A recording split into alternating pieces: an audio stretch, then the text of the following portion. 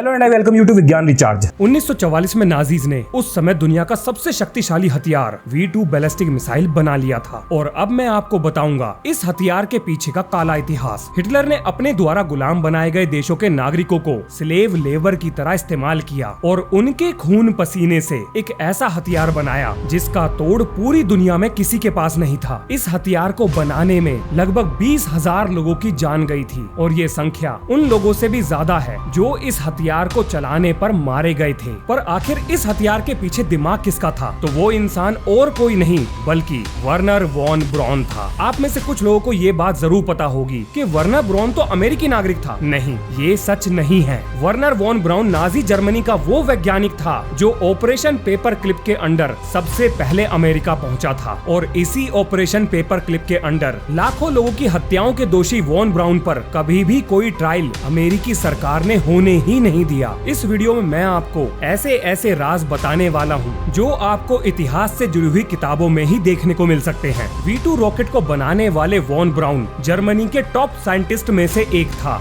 लेकिन ये लाजवाब वैज्ञानिक हजारों स्लेव लेबर्स की हत्या का दोषी भी था, जिसको पकड़कर सजा देने के लिए अमेरिकन, रशियंस और यहाँ तक कि ब्रिटेन की सेना भी जर्मनी के चप्पे चप्पे को खंगाल रही थी। पर एक आदमी ऐसा था जो किसी भी कीमत पर वॉन ब्राउन को जिंदा पकड़ना चाहता था और वो इंसान था US intelligent agent Robert B Staver, जिसकी हंटिंग लिस्ट में वॉन ब्राउन टॉप पोजीशन पर था। स्टेवर कभी भी वॉन ब्राउन को मारने या सजा दिलाने के लिए पीछे नहीं पड़ा था, बल्कि ये तो वॉन ब्राउन का ज्ञान था जिसने अमेरिकन इंटेलिजेंस का ध्यान अपनी ओर खींचा। और यहाँ से ये बात साफ हो गई थी कि वॉन ब्राउन पर अमेरिका में कभी भी कोई केस नहीं चलाया जाएगा, बल्कि वॉन ब्राउन वो इंसान बनेगा जो अमेरिका को चांद तक ले जाएगा। मार्च 1945 की शुरुआत में अमेरिकी सेना जर्मनी के कलोन शहर तक जा पहुंची थी और एक आदमी इस शहर में सिर्फ कुछ सुरागों की तलाश में आया था, जिसके हाथों से समय रेत की तरह फिसलता जा रहा था, क्योंकि अगर वॉन ब्राउन किसी और के हाथ लग जाता तो या तो वॉन ब्राउन को मौत के घाट उतार दिया जाता या फिर जर्मन मिसाइल टेक्नोलॉजी किसी और देश के पास चली जाती। V2 मिसाइल वो हथियार था जो हिटलर के लिए जंग का रुख बदल सकता था और इसीलिए अलाइड फोर्सेस डेस्परेटली अपने लिए भी इस हथियार को बनाना चाहती थी। पर समस्या ये थी कि किसी को भी इस टेक्नोलॉजी की जरा मरा भी समझ नहीं थी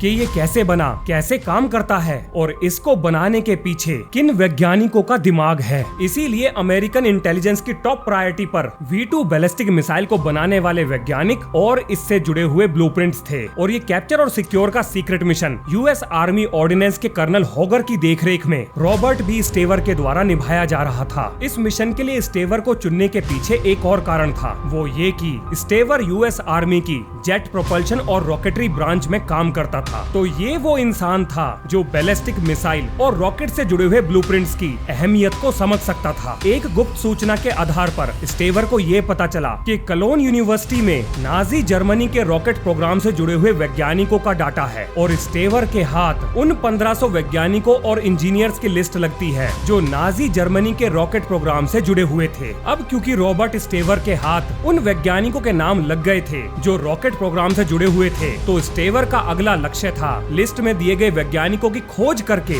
उन्हें चुपचाप अमेरिका भेजना, जिसमें सबसे टॉप पर वॉन ब्राउन थे। अब इससे पहले कि मैं आगे कुछ और बताऊं, जरा वॉन ब्राउन का इतिहास जान लो। 1930 में वॉन ब्राउन ने रॉकेट से जुड़े हुए एक्सपेरिमेंट शुरू कर दिए थे और इस तरह के अजीब प्रोपल्शन सिस्टम ने न सिर्फ अपने आसपास के लोगों का ध्यान आकर्षित किया, बल्कि वॉन ब्राउन की इमेजिनेशन को नई ऊंचाइयां दे दी। जर्मनी के लोगों को ऐसा लगता था कि इस नई टेक्नोलॉजी को परफेक्ट करके बेचने पर जो पैसा मिलेगा वो उनके देश को ग्रेट डिप्रेशन से निकलने में मदद करेगा। अपने कॉलेज के ही दिनों में वॉन ब्राउन ने अपने ही जैसे दिमागी क्षमता वाले लोगों का एक ग्रुप बनाया और उसे नाम दिया रॉकेट रिसर्च ग्रुप। वो लगातार अपने एक्सपेरिमेंट कर रहे थे जो लगातार फेल हो रहे थे और इसी समय के दौरान जर्मनी में एक नए शासक की एंट्री हो रही थी और वो और कोई नहीं, नाजीवाद को शुरू करने वाला हिटलर था। अब 1933 के समय में हिटलर के नाजीज जर्मनी में पावर में आ जाते हैं और वो ये देखते हैं कि वॉन ब्राउन के द्वारा बनाया जा रहा रॉकेट मिलिट्री के लिए बेमिसाल हथियार बनाने में काम आ सकता है और वॉन ब्राउन को आर्मी के रॉकेट प्रोग्राम में टेक्निकल असिस्टेंट की जॉब ऑफर कर दी जाती है, जिसे वॉन ब्राउन स्वीकार कर लेता है। 1934 तक वॉन ब्राउन की PhD कंप्लीट हो जाती है और रॉकेट प्रोग्राम काफी प्रोग्रेस कर जाता है। अब 1937 में वॉन ब्राउन नाजी पार्टी को ज्वाइन कर लेता है और और उसे आर्मी रॉकेट सेंटर का डायरेक्टर नियुक्त कर दिया जाता है और इस तरह से नाजी सोच और विज्ञान एक साथ जुड़ जाते हैं। 1940 तक वॉन ब्राउन का रॉकेट प्रोजेक्ट अमेरिकन, रशियन और ब्रिटिश किसी भी देश के रॉकेट प्रोग्राम से कोसों आगे था, जो डेवलपमेंटल स्टेज में तो था लेकिन बाकी देशों से कई साल आगे था। वॉन ब्राउन धीरे धीरे कामयाबी की सीढ़ियां चढ़ रहे थे। इसके बाद वॉन ब्राउन ने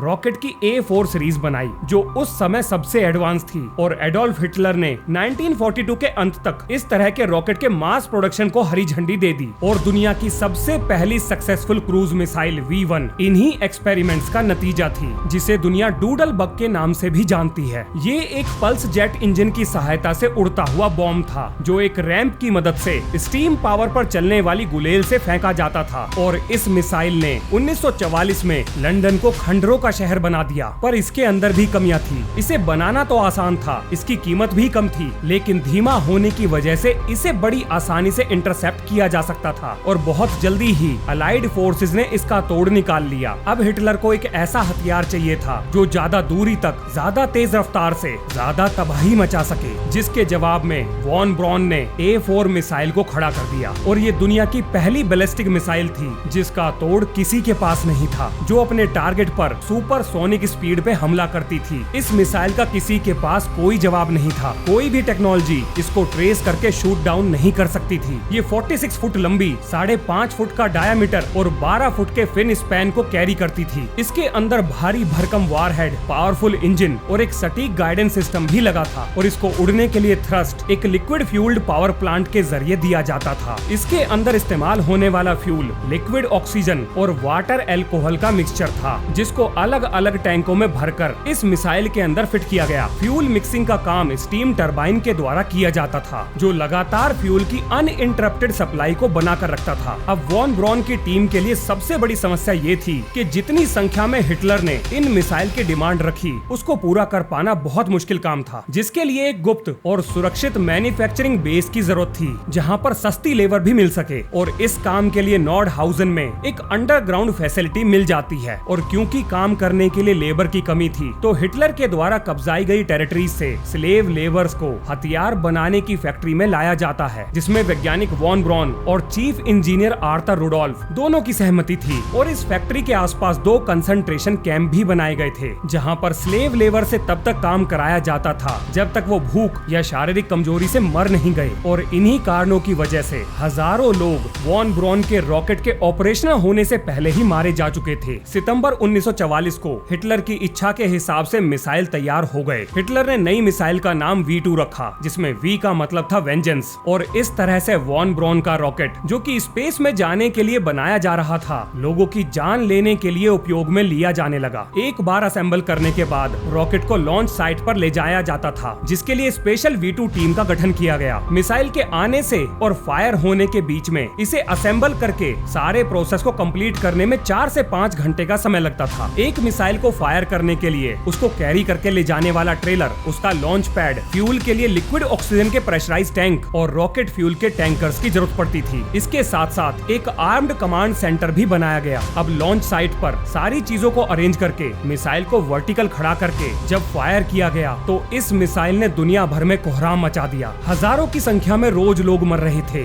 बिना किसी वार्निंग के V2 दुनिया के बीच में आ चुकी थी, जिसका कोई भी तोड़ नहीं था। अब क्योंकि V2 के एक बार फायर होने के बाद इसको रोकना नामुमकिन था, तो अलाइड फोर्सेस ने जर्मनी के ऊपर अपनी एयर फोर्स की सहायता से V2 लॉन्च साइट और इनके स्टोरेज डिपोज को तबाह करना शुरू कर दिया और यहाँ से शुरू होता है नाजी जर्मनी का पतन। तो ये था वॉन ब्राउन का इतिहास और अब बारी है अमेरिका के सबसे बड़े मैनहंट प्रोजेक्ट की कहानी की, यानी अब शुरुआत होगी ऑपरेशन पेपर क्लिप की, जिसे हम नेक्स्ट वीडियो से डिस्कस करेंगे। तो मिलते हैं नेक्स्ट वीडियो में। जय हिंद, जय भारत।